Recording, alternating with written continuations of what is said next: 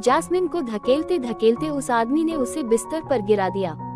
गिरते ही जैस्मिन को लगा कि बिस्तर पर मुलायम चादर की बजाय नुकीले पत्थर थे, जिससे जैस्मिन थोड़ा घबरा गई। जब उसने अपने हाथों को बिस्तर पर रखा तो उसे पता चला कि असल में वहाँ कोई पत्थर नहीं बल्कि पूरा बिस्तर बंदूकों से भरा हुआ था।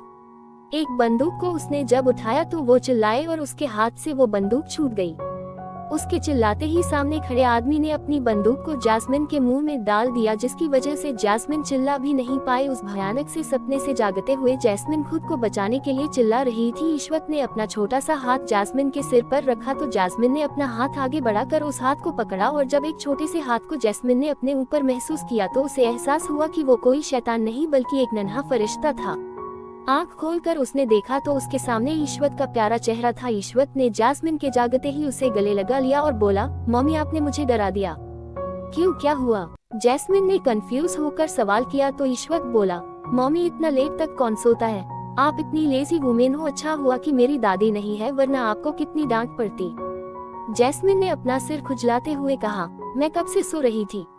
ईश्वत ने घड़ी की ओर इशारा किया और कहा, आप पूरी एक रात और आधा दिन तक सोती रही है। मम्मी अब चलिए भी, मुझे आपके साथ मेले में जाना है। आपने कहा था आप मेरे साथ चलेंगी। जैस्मिन ने कहा, I am sorry for this mama, अभी तैयार हो जाती है फिर आपकी मम्मी आपके साथ चलेंगी, ओके। कहते हुए जैस्मिन ने जब उठने की कोशिश की तो ईश्वत ने अपना हाथ आगे करते हुए कहा, मम्मी रुको, पहले आपको कहीं जाने से पहले अपने पूरे कपड़े पहन लेने चाहिए। मैं बाहर आपका इंतजार कर रहा हूँ, ठीक है? ये कहकर ईश्वत बिस्तर से उतरा और वो जाकर कमरे के बाहर खड़ा हो गया। जैस्मिन ने बिस्तर से उठकर अंगड़ाई ली और अपने बालों में हाथ डालते हुए वो बाथरूम के अंदर जाने लगी। बाथरूम के अंदर जाने के बाद उसे एहसास हुआ कि उसके शरीर पर असल में एक छोटा सा बाथरोब लिपटा हुआ था। घबराकर जैस्मिन ने बाथरूम के मिरर में अपने सीने को देखा और फिर मुड़कर अपनी पीठ पर भी कोई निशान देखने की कोशिश की, मगर उसके शरीर पर कोई निशान नहीं था। तो उसने राहत की सांस ली। उसे मन ही मन अभिनय पर बहुत गुस्सा आया, क्योंकि कपूर हाउस में अभिनय के अलावा उसके कपड़े बदलने की हिम्मत नहीं कर सकता था। जैस्मिन पर अभिनय को कोसते हुए बाहर आए और उसने बिस्तर पर रखी ड्रेस को देखा और जाकर चेंज कर लिया। आज हॉलीडे था, इसलिए जैस्मिन ने ईश्वत को घुमाने के लिए कहा था। उसने देखा कि टाइम पहले ही बहुत हो चुका है, इसलिए बिना कुछ खाए ईश्वत को पकड़कर वो एक कार की ओर जाने लगी। तभी एक कार से हॉर्न की आवाज आई और उस कार की ड्राइविंग सीट का दरवाजा खुला और अभिनय चश्मा लगाए हुए दिखा। उसने अपने हाथ को स्टीयरिंग व्हील पर रखा हुआ था।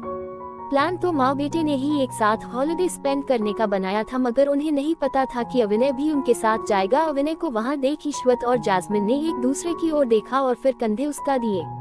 पार्किंग में जैस्मिन ईश्वत को अपनी गोद में लिए हुए पार्किंग में टहल रही थी। वहीं पर उसे बच्चों की एक भीड़ के बीच आइसक्रीम सेलर दिखाई दिया। आइसक्रीम सेलर के पास जाकर जैस्मिन ने उसे 2 आइसक्रीम ली और उन्हें ईश्वत को दे दिया। ईश्वत ने आइसक्रीम को पहले खुद नहीं खाया बल्कि उसे जैस्मिन को खाने के लिए कहा।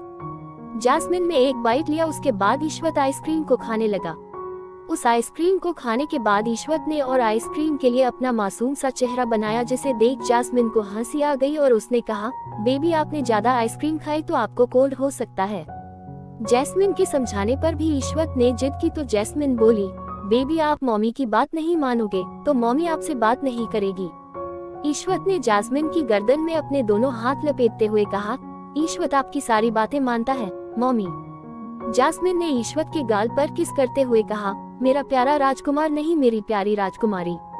इतना कहकर जैस्मिन हंसने लगी। ईश्वत ने कहा, मम्मी क्या मैं एक बॉय की तरह नहीं रह सकता? मैं लड़कियों की तरह कपड़े नहीं पहनना चाहता। मैं नहीं चाहता कि कोई मुझे पापा की परी कहे। मैं चाहता हूँ कि कोई मुझे मम्मी का बेटा कहे। ओह, तो आपको बस इसलिए लड़कों की तरह कपड़े पहनने हैं ताकि लोग आपको मम्मी का बेटा कहे, मगर आपको किसी के कहने से क्या फर्क पड़ता है? आप तो मम्मी के बेटे हो ना। यस मम्मी, मैं आपसे दुनिया में सबसे ज्यादा प्यार करता हूँ। और आप? ईश्वत ने क्यूरियस होकर पूछा। जैस्मिन ने फिर से उसके गाल को चूमते हुए कहा, मैं तुमसे बहुत बहुत प्यार करती हूँ और तुमसे ज्यादा मैं किसी को अपनी लाइफ में प्रायोरिटी नहीं दूंगी, आई प्रॉमिस। थोड़ी देर में ईश्वत ने कहा, मम्मी प्लीज आप मुझे नीचे उतार दीजिए। आपको मेरी वजह से अपने आप को तकलीफ पहुंचाने की जरूरत नहीं है, मैं चल सकता हूँ। ईश्वत के कहने पर जैस्मिन ने उसे नीचे उतारा तो ईश्वत ने अपने नन्हे से हाथ से जैस्मिन की छोटी उंगली को पकड़ लिया। दोनों चलते हुए कभी पार्किंग तो कभी किसी मेले में निकल जाते। एक फेरिस व्हील के ऊपर बैठे हुए जैस्मिन को डर लग रहा था कि कहीं ईश्वत रोने ना लगे, मगर ईश्वत बार बार कह रहा था कि उसे डर नहीं लगता। मगर फेरिस व्हील के काफी ऊपर जाने के बाद जब वो थोड़ी देर के लिए हवा में रुका तो ईश्वत को डर लगने लगा। जैस्मिन ने कहा, ईश्वत baby don't be panic, mummy आपको कुछ नहीं होने देगी।